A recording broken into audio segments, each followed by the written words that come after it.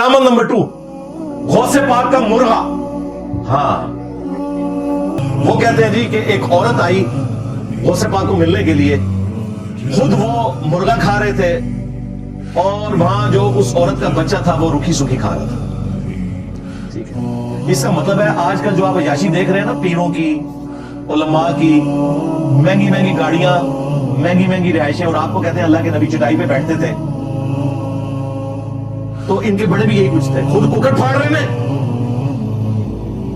और बच्चों को रूखी सूखी खिला रहे हैं। क्या ये रसूलुल्लाह का तरीका था जो गौसे पाक ने अडॉप्ट किया? पता। अच्छा, फिर वो कहते हैं कि वो माँ जो है वो परेशान होगी, तो उसने शिकायत की कि हजरत ये क्या? वो कहते हैं जी फिर गौसे पाक ने वो मुर्गा पूरा फाड़ने के बाद, खाने के बाद हड्डियां जमा की। लगता ही है गौसे पाक ने अकेले ही सारा मुर्गा खाया।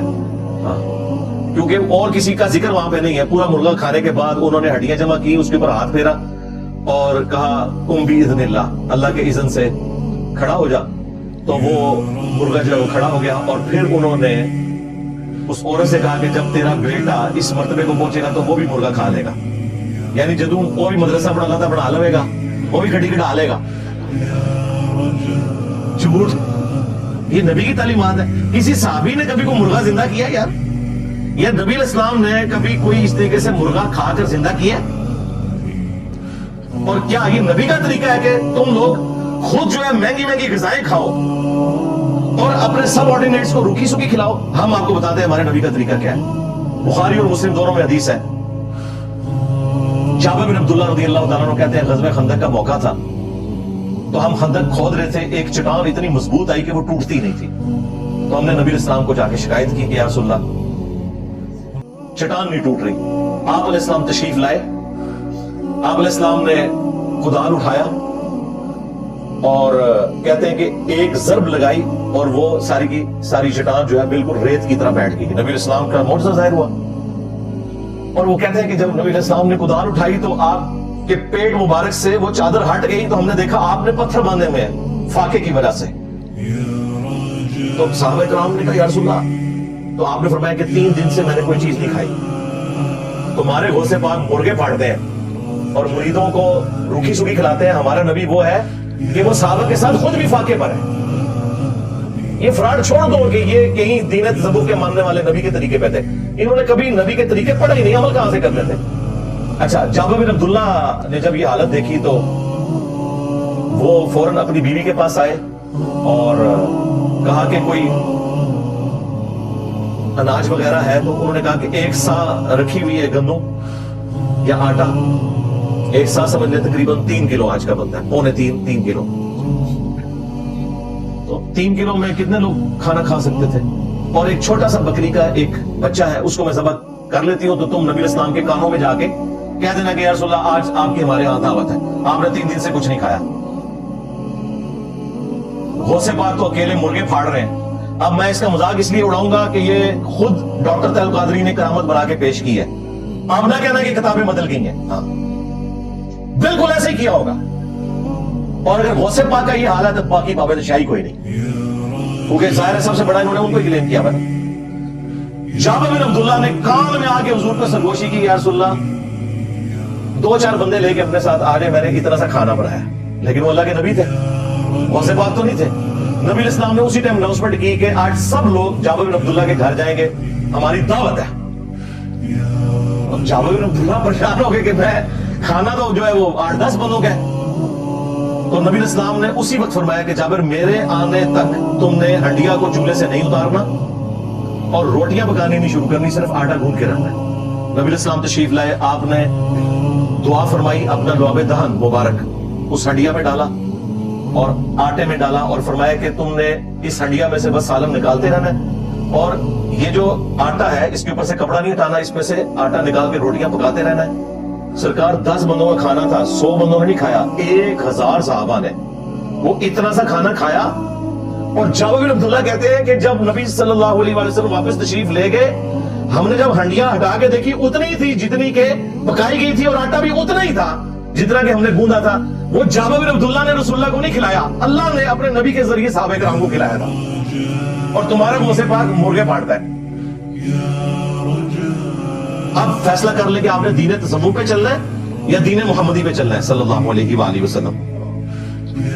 کرامت نمبر 3، غوث پاک کا ایک مرید حاضر ہوا کہ حضرت کل آپ نے افطار ہمارے ساتھ کرنا ہے. تو انہوں نے دعوت قبول کر لی. تھوڑی دیر بعد ایک اور مرید آیا، اس کی بھی دعوت قبول کر لی. کہتے ہیں 40 مریدوں نے آ کے ایک مجلس میں الگ الگ دعوت دی. ایک ہی روزے کی افطاری. سرکار 40 روزے دی نہیں، روزے 3 ہوتے ہیں، ایک ہی روزے کی. کل کی افطاری، کل کی افطاری. اور کہتے ہیں وہ 40 گھروں میں افطار انہوں نے کیا بھی. ظاہر ہے جو بندہ پورا پورا مرغا کھا جاتا ہے تو 40 گھروں کی افطاری تو کھائے گا، اور ایک وقت میں افطاری کی. اصل میں کرامت یہ بتا رہے تھے. آپ سمجھ رہے ہیں 40 مرغے کھانا جو ہے افطار ہے؟ نہیں، 40 جگہ ایک وقت میں. اور پھر ڈاکٹر طارق القادری صاحب کہہ رہے ہیں کہ اگر کسی کو وسوسہ آتا ہے تو کیا حضرت ملک الموت علیہ السلام 1 لاکھ سے زیادہ گھروں میں روزانہ روح قبض کرنے کے لیے نہیں پہنچ جاتے؟ ایک فرشتہ ہے ملک الموت، اگر وہ 1 لاکھ سے زیادہ گھروں میں، آج کل تو ویسے فکر تقریباً 1.5-2 لاکھ ہے 24 گھنٹے میں، چلے ایک لمحے میں کئی ہزار گھروں میں چلا جاتا ہے تو عبدالقادر جیلانی بھی جا سکتے ہیں. سرکار پھر اگلی بات کریں، اگر عیسیٰ ابن مریم بغیر باپ کے پیدا ہوئے ہیں تو عبدالقادر جیلانی کا بھی باپ کوئی نہیں تھا. اب کیا کرو؟ ہاں، یہ ان کو لگے گی گالی. کیوں گالی کیوں ہے؟ یہ تو معجزہ ہے. قرآن میں تو اللہ نے کہا کہ ہم عیسیٰ اور اس کی والدہ کو تمام جہان والوں کے لیے نشانیاں بنانے لگے. اور تم کہتے ہو کہ تمہارے غوث پاک جو ہے وہ اولو العزم پیغمبروں کے نائب تھے. تم مان لو کہ غوث پاک کا بھی باپ کوئی نہیں تھا. سب کہانیاں بنائی، جھوٹ بنایا ہوا ہے. دوسری طرف بخاری مسلم میں حدیث ہے کہ ایک عورت مسجد نبوی کی صفائی کرتی تھی، حبشی عورت فوت ہو گئی. رات کے وہ صحابہ کرام نے جنازہ پڑھ کے دفنا دیا. نبی علیہ السلام کو نہیں بتایا. چند دن گزرے، آپ صلی اللہ علیہ وآلہ وسلم نے پوچھا کہ وہ عورت نظر نہیں آ رہی. تو صحابہ نے کہا یا رسول اللہ وہ تو فوت ہوئی تھی، ہم نے اس کو جنازہ پڑھ کے دفنا دیا، آپ کے آرام میں خلل نہ آئے تو آپ کو نہیں بتایا. آپ نے فرمایا مجھے تم نے کیوں نہیں بتایا؟ اب مجھے اس کی قبر پر لے جاؤ. نبی علیہ السلام اس کی قبر پہ گئے، جنازہ پڑھا. واپسی پر پلٹتے ہوئے آپ نے فرمایا یہ قبریں اندھیروں میں ڈوبی ہوئی تھی، میرے جنازہ پڑھنے کی برکت سے اللہ نے ان قبروں کو نور سے بھر دیا. یقیناً وہ اہل ایمان کی قبریں تھی، کیونکہ کافر کی قبر نور سے نہیں بھر سکتی نبی کے جنازہ پڑھنے سے. سورہ توبہ میں لکھا ہے کہ آپ 70 دفعہ بھی مغفرت کریں، ہم مغفرت نہیں کریں گے. اور اب سے آپ نے نہ کسی منافق کی قبر پہ کھڑے ہونا ہے، نہ اس کے لیے دعا کرنی ہے. رسول اللہ کی دعا سے منافق کو، کافر کو نفع اس حوالے سے نہیں پہنچ سکتا کہ اس کی قبر نور سے بھر جائے.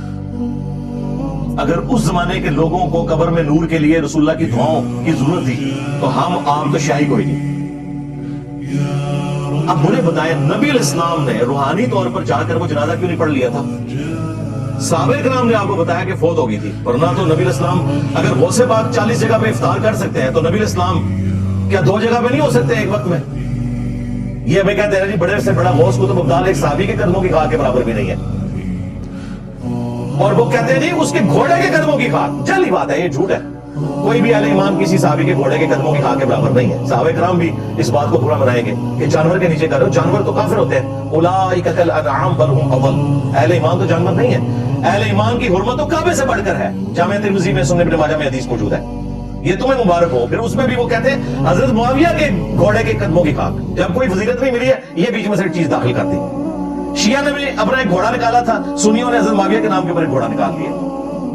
امیر معاویہ نے جو حضور کی حمایت میں گھوڑا دوڑایا نا، اس گھوڑے کے ناک میں جو مٹی داخل ہوئی نا، عمر بن عبدالعزیز تو اس کا مقابلہ بھی نہیں کر سکتا. چلی بات ہے. تو نبی صلی اللہ علیہ وآلہ وسلم کے حوالے سے جب ہم یہ بات کرتے ہیں نا کہ میرے نبی سا ہے ہی کوئی نہیں، تیرے بابے تے شاہی کوئی نہیں، تو یہ تو بڑا زبردست نعرہ ہے. تم تو کہتے ہو صحابی کے گھوڑے کے قدموں کی خاک جیسا کوئی نہیں، غوث قطب ابدال تے شاہی کوئی نہیں. ہم تو کہتے ہیں نبی کے جیسا ہے ہی کوئی نہیں، تیرے بابے تے شاہی کوئی نہیں. کہتے ہیں ثابت کرو، ثابت کرتا ہے، لو سامو.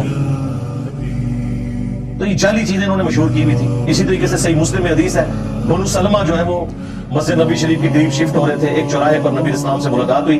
آپ نے فرمایا کہ تم اپنے اسی گاؤں میں رہو، جتنے قدم تم چل کے آتے ہو اللہ تعالیٰ کے حضور اتنی نیکیاں لکھی جاتی ہیں. انہوں نے کہا یا رسول اللہ اتنی دور سے آتے ہیں، ہمیں نماز میں تردد ہوتا ہے، ظاہر ہے لیٹ ہو جاتے ہیں بعض اوقات. تو آپ نے فرمایا جتنے قدم چل کے آتے ہو تمہیں ثواب ملتا ہے. تو وہ دوبارہ سے اپنے گاؤں میں شفٹ ہو گئے. نبی علیہ السلام نے انہیں یہ مشورہ نہیں دیا کہ غوث قطب ابدال تو اڑ کے پہنچا کریں گے مکے اور مدینے، تم اڑ کے مسجد نبوی میں آ جایا کرو. उस टाइम कोई नहीं उड़ता था, सब झूठ है, ना बादल में कोई उड़ा है, ये सारे फ्रॉडी हैं, झूठ बोलते रहे।